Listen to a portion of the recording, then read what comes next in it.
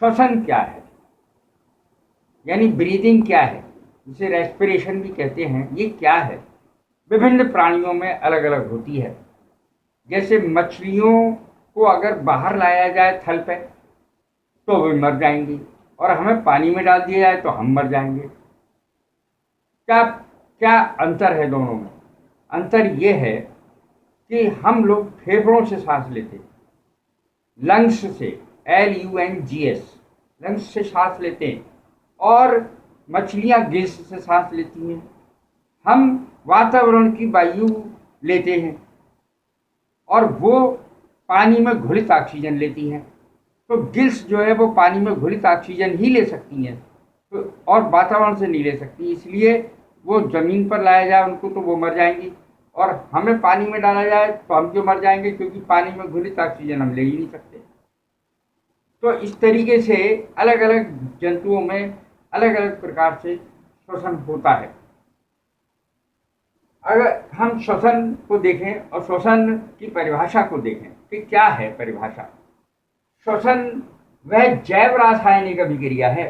एक तो रासायनिक अभिक्रिया, फिर ये जीवों में होती है, तो इसलिए जैव रासायनिक अभिक्रिया कहते हैं, जिसमें जीवधारी O2 गैस लेते हैं तथा CO2 का निष्कासन करते हैं, जिसमें ग्लूकोज का ऑक्सीकरण होता है तथा ऑक्सीजन का अपचयन होता है। अपचयन यानी रिडक्शन। अब इसमें ऑक्सीजन एक ऐसी क्रिया है, ये श्वसन एक ऐसी क्रिया है जिसमें अपचयन की क्रिया है, यानी जिसमें शरीर का वजन कम होता है वो तो अपचयन की क्रिया होती है, और जिससे शरीर का वजन बढ़ता है तो उसको वो उपचय की क्रिया होती है। अब ये देखें हम इसको कि श्वसन की क्रिया किस प्रकार होती है और किसमें कितनी देर में कितनी बार हम श्वसन करते हैं। ये देखें, एक जो नया पैदा बच्चा है, न्यू बॉर्न चाइल्ड, वो 1 मिनट में 44 बार श्वसन की क्रिया करता है।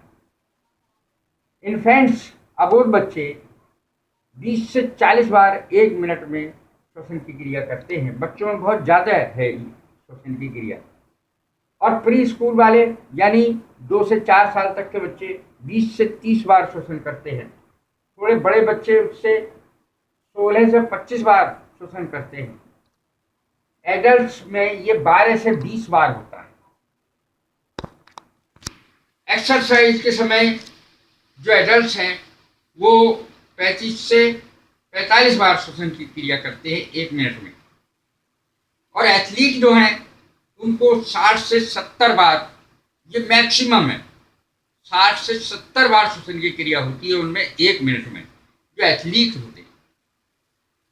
अब अगर हम देखें फेफड़ों की संरचना को, फेफड़ों की संरचना ये है।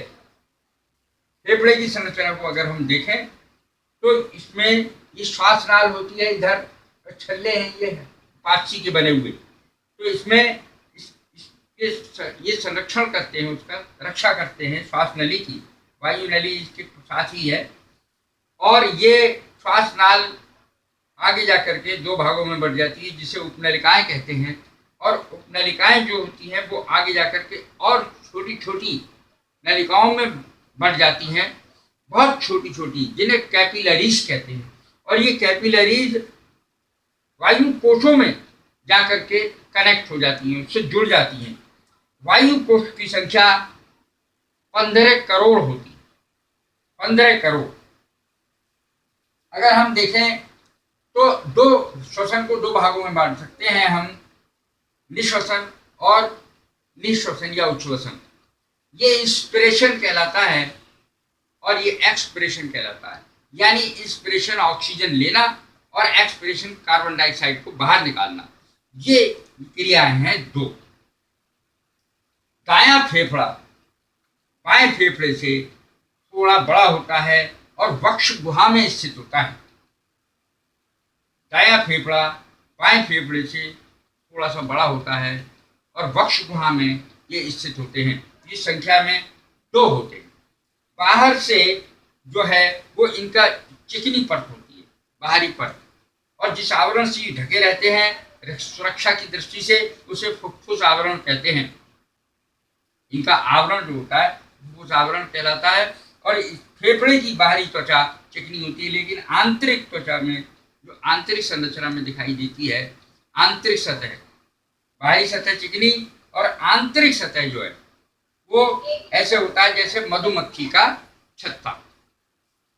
अब यदि हम देखें कि किस प्रकार से ये श्वसन की क्रिया होती है, उसमें सबसे पहले हम बाहर वायुमंडल में जो 21% ऑक्सीजन है, 0.03% कार्बन डाइऑक्साइड है और 78% नाइट्रोजन है।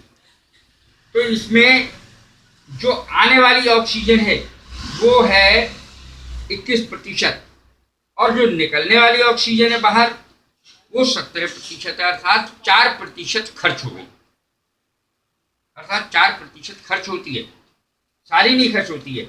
आने वाली कार्बन डाइऑक्साइड 0.03% है और जाने वाली 4% है। तो अर्थात ये कार्बन डाइऑक्साइड में ऑक्सीजन जो है वो ज़्यादातर कार्बन डाइऑक्साइड में श्वसन की क्रिया के बाद बन जाती है और बाहर निकाली जाती है। नाइट्रोजन 78% ही आती है और 78% ही बाहर निकल जाती है। तो ये गलतफहमी कि केवल ऑक्सीजन ही हमारे शरीर में जाती है, वो गलतफहमी है। सारी गैसें वायु का मिश्रण है, अलग अलग नहीं है, वायु का मिश्रण है और नाक और मुंह के द्वारा हमारे शरीर में जाती है।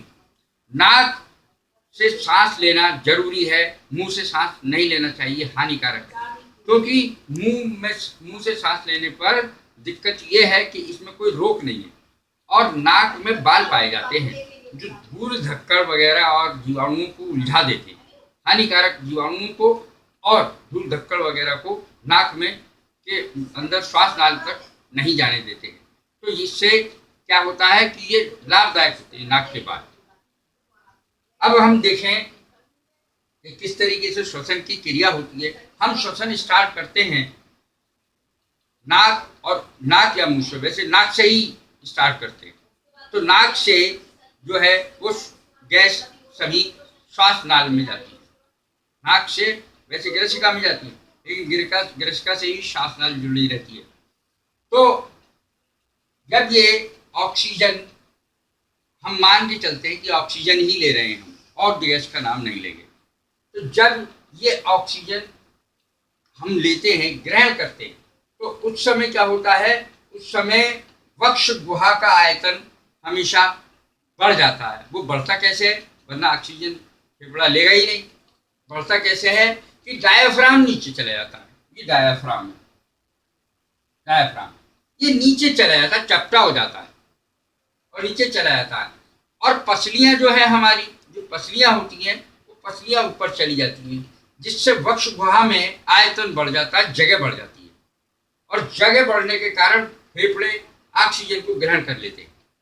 अब ऑक्सीजन को जब ये ग्रहण करते हैं तो ये श्वास नली आगे जाकर उपनलिकाओं में बढ़ती है और ये उपनलिकाएं आगे जाकर के बहुत बहुत छोटी छोटी कैपिलरीज में बढ़ जाती हैं। ये देखिए कैपिलरीज में बढ़ जाती हैं जो वायु कोशों से संबंधित है।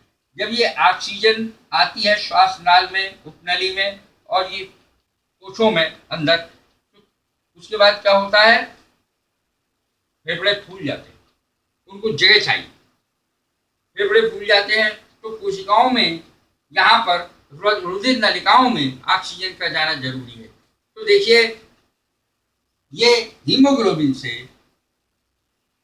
ऑक्सीजन हीमोग्लोबिन से जुड़ता है और HbO2 बनाता है और इसको कहते हैं हीमोग्लोबिन। Hb हीमोग्लोबिन का सूत्र है और HbO2 ऑक्सी हीमोग्लोबिन का सूत्र है। यहाँ पर ऑक्सीजन रुधिर को शुद्ध कर देता है, अर्थात ऑक्सी हीमोग्लोबिन जिसमें मिला होता है उस रुधिर को शुद्ध रुधिर कहते हैं, ऑक्सीजनेटेड ब्लड। ये ऑक्सीजनेटेड ब्लड जो है फिर ले लिया उसने रुधिर नलिकाओं ने, यानी रुधिर ने ले लिया, ऑक्सीजनेटेड हो गया ब्लड। तो फिर क्या होगा, ये ऑक्सीजन सारे शरीर में जाना जरूरी है।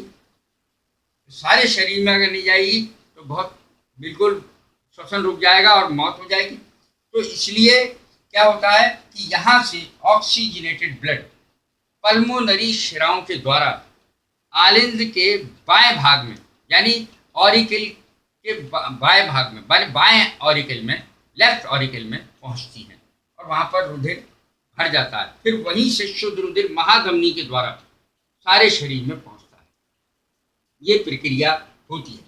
अब यहाँ पर जब इस सारे शरीर को बांटती हैं तो कोशिकाओं के पास जाकर के ये HbO2 यानी ऑक्सीहीमोग्लोबिन नहीं रहता, क्योंकि बंधन ये ढीला बंधन है। ऑक्सीजन कहाँ चली जाती है? कोशिकाओं में चली जाती है।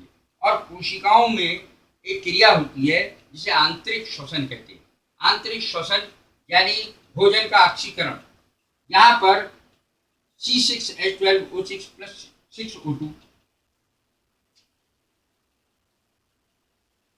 6H2O6CO2 बनता है और ऊर्जा बनती है।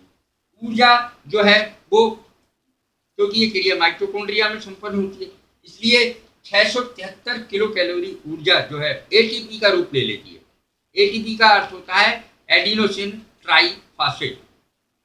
जो ऊर्जा है एटीपी के रूप में संचित हो जाती है। और कार्बन डाइऑक्साइड क्योंकि हानिकारक है, कोशिकाओं में बनी है, हानिकारक है, तो जिस तरीके से ऑक्सीजन सारी कोशिकाओं में पहुंची है, उसी तरीके से कार्बन डाइऑक्साइड उसी रास्ते से बाहर आती है। जैसे अब यहाँ पर ऑक्सीहीमोग्लोबिन थी, अब ये जो कार्बन डाइऑक्साइड मुक्त हुई है कोशिकाओं से, वो हीमोग्लोबिन के द्वारा ही ली जाती है। और हीमोग्लोबिन उसको लेकर के कार्बन डाइऑक्साइड को कार्बोक्सी हीमोग्लोबिन बना देता है। ये भी ढीला बंध है, HbCO2। अब फेफड़ों में पहुंचती है। ये जब HbCO2 फेफड़ों में पहुंचती है तो Hb और CO2 अलग हो जाता है। Hb यानी हीमोग्लोबिन और CO2 अलग हो जाता है और ये CO2 फेफड़ों में आकर भर जाती है। अब यहाँ से ऑक्सीजन गई हुई थी, जब भर जाती है तो क्या होता है? बाहर निकालना है, इसको बाहर निकालना है। तो कैसे जाती है कि ये उपनलिकाओं से श्वासनाल में, श्वासनाल से नासिका रंध्रों द्वारा यानी नाक के द्वारा शरीर से बाहर निकाल दी जाती है। यहाँ पर एक बात बहुत ज़्यादा जरूरी है कि बाएं आलिंद में रुधिर पहुँचता है और बाएं आलिंद यानी लेफ्ट ऑरिकल, और वहाँ से ही महाधमनी के द्वारा सारे शरीर में पहुँचता है। यदि हम देखें तो ये इतना बड़ा काम, देखिए एक दिन में हम 17,820 बार श्वसन करते हैं। 24 घंटे में हम 17,820 बार श्वसन करते हैं। और ये क्रिया जो ऑक्सीजन के अंदर आने की है वो इंस्पिरेशन कहलाती है, और जो इसको बाहर निकालने की क्रिया है यानी कार्बन डाइऑक्साइड को बाहर निकालने की क्रिया एक्सपिरेशन कहलाती है। Thank you very much.